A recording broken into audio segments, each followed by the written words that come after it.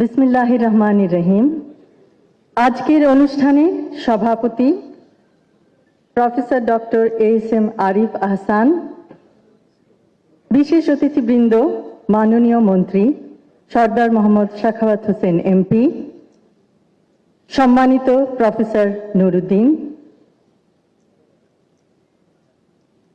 Doctor Mohammad Zafar Iqbal, professor doctor Harun al Rashid, professor doctor Prabhat Chandra Biswas, doctor Mohammad Zahirul ইসলাম, শ্রদ্ধেয় চিকিৎসকবৃন্দ, সম্মানিত সুধী, আসসালামু আলাইকুম। প্রথমেই গভীর শ্রদ্ধায় স্মরণ করছি শহীদ রাষ্ট্রপতি জিয়াউর রহমান ও আপসহীন দেশনেত্রী বেগম খালেদা জিয়াকে। আজ আমরা যখন দেশের চিকিৎসা ব্যবস্থার কয়েকজন মহিরুহের সাথে আলোচনা করছি, তখনই হয়তো সারা দেশে প্রত্যন্ত অঞ্চলে অনেক মানুষ ক্রিটিক্যাল কেয়ার ফেসিলিটি বা নিবিড় পরিচর্যা কেন্দ্র না থাকার জন্য বিনা চিকিৎসায় কাতরাচ্ছেন, মৃত্যুবরণ করছেন। ঢাকা শহরে বাংলাদেশের মোট জনসংখ্যার ন্যূনতম অংশ বাস করে, কিন্তু রাজধানী ঢাকায় ক্রিটিক্যাল কেয়ার ফেসিলিটি দেশের ৮০ থেকে ৯০%। বিভিন্ন গ্রামে ক্রিটিক্যাল কেয়ার চিকিৎসা ব্যবস্থা একেবারেই অপ্রতুল। Bangladesh society of critical care medicine এই ক্ষেত্রে বিরাট অবদান রাখতে পারে। বিগত বছরের অবহেলায় বাংলাদেশে ক্রিটিক্যাল কেয়ার ফেসিলিটির এক ভয়াবহ চিত্র। প্রতি ১ লক্ষ দেশবাসীর জন্য ক্রিটিক্যাল কেয়ার বেডের সংখ্যা ১.৭। সাধারণ হাসপাতাল বেডের সংখ্যা ১ লক্ষ দেশবাসীর জন্য মাত্র ৯টি। ৬৪ জেলার মধ্যে ৩৮টি জেলায় স্থানীয় হাসপাতালে কোনো ক্রিটিক্যাল কেয়ার বা নিবিড় পরিচর্যা কেন্দ্র নেই।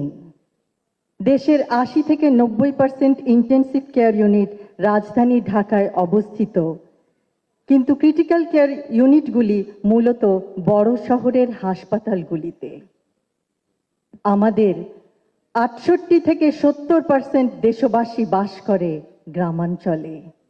তাহলে তারা কিভাবে ক্রিটিক্যাল কেয়ারের মতো সেবা পাবে? কেউ অসুস্থ হলে তার জন্য কিভাবে সর্বোচ্চ চিকিৎসা সেবা প্রদান করা যাবে? নবজাতক শিশু, অন্তঃসত্ত্বা মা, নিউমোনিয়া বা স্ট্রোকে আক্রান্ত বয়োবৃদ্ধ অথবা সড়ক দুর্ঘটনায় আহত তরুণ সকলেই ক্রিটিক্যাল কেয়ারের অভাবে শীঘ্রই মৃত্যুর কোলে ঢলে পড়ছে। কিন্তু নিঃসন্দেহে পরিস্থিতির পরিবর্তন সম্ভব। আমরা সংকল্প গ্রহণ করলে আর কোনো দেশবাসী তার গুরুতর শারীরিক অবস্থার সময় বিনা চিকিৎসায় মৃত্যুবরণ করবে না। সকলে একসাথে কাজ করার মাধ্যমে, সুষ্ঠু পরিকল্পনা বাস্তবায়নের মাধ্যমে ক্রিটিক্যাল কেয়ার ইউনিটের সংখ্যা বাড়ানো সম্ভব। ক্রিটিক্যাল কেয়ার ইউনিট কম থাকায় কিছু ক্ষেত্রে চিকিৎসকবৃন্দ নিরুপায় হয়ে পড়েন। উপরন্তু দেশে স্পেশালিস্ট ইন্টেন্সিভিস্টদের সংখ্যা কম। অ্যানেস্থেটিস্ট, কার্ডিওলজিস্ট, নিউরোলজিস্ট অনেক ক্ষেত্রে ক্রিটিক্যাল কেয়ারের দায়িত্বে থাকেন। এক্ষেত্রে আরও বিশেষজ্ঞ প্রয়োজন, আরও ট্রেনিং প্রাপ্ত নার্স প্রয়োজন, আরও বিশেষায়িত ইকুইপমেন্ট প্রয়োজন, আরও ক্রিটিক্যাল কেয়ারের ইউনিট প্রয়োজন, আরও ওয়েল ইকুইপড অ্যাম্বুলেন্স প্রয়োজন, যেন গুরুতর অসুস্থ আহত রোগীকে প্রত্যন্ত অঞ্চল থেকে ক্রিটিক্যাল কেয়ার সম্বলিত হাসপাতালে দ্রুত আনা যায়। শুধুমাত্র তাহলেই আমরা আরও বেশি সংখ্যক রোগীকে ক্রিটিক্যাল কেয়ার ইউনিটে চিকিৎসা প্রদান করতে পারব। দেশ হিসেবে আমরা জনসংখ্যায় বিশাল, কিন্তু সামর্থ্য সীমিত। তবুও এই বাস্তবতায় সঠিক পথ বের করতে হবে গুরুতর আহত অথবা গুরুতর অসুস্থ রোগীদের চিকিৎসা প্রদান করার জন্য। দূরত্ব ও যানবাহন আরেকটি বিরাট অন্তরায়। অ্যাম্বুলেন্স সুষ্ঠুভাবে প্রস্তুত না থাকলে তা বরং রোগীদের জীবনের ঝুঁকি বাড়াবে। প্রত্যন্ত গ্রামাঞ্চলে ক্রিটিক্যাল ক্রিটিক্যাল কেয়ার প্রদান করতে না পারলেও অন্তত প্রপারলি ইকুইপড অ্যাম্বুলেন্স দ্বারা রোগীদের সদর হাসপাতালে আনা যায়, সদর হাসপাতালগুলিতে ক্রিটিক্যাল কেয়ার ইউনিট নিশ্চিত করা হলে নিশ্চয়ই পরিস্থিতির উন্নতি সম্ভব।